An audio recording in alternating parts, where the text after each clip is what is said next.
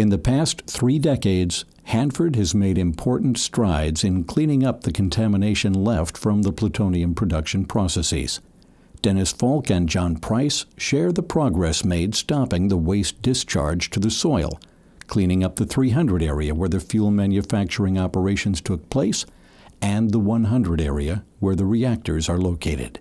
A decision was made pretty early on to take care of all the groundwater under the Superfund program, when the state was agreeable to that. And then we took down a lot of old buildings using the Superfund process also. It's a different part of the Superfund process called removals, but again, very effective. The other thing about the cleanup that most people have lost is probably the number one thing we did in the early 90s was turn off liquid waste discharges to the soil.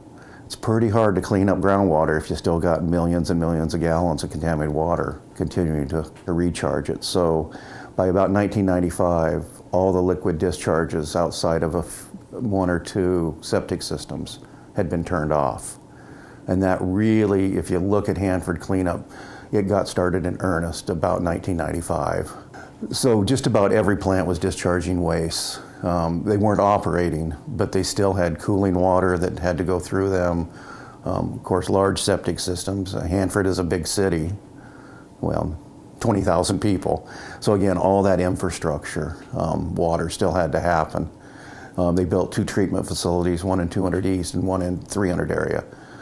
So those processes that still had chemicals in them and radionuclides actually went to treatment facilities, and then the water was injected in a site where it wasn't contaminated.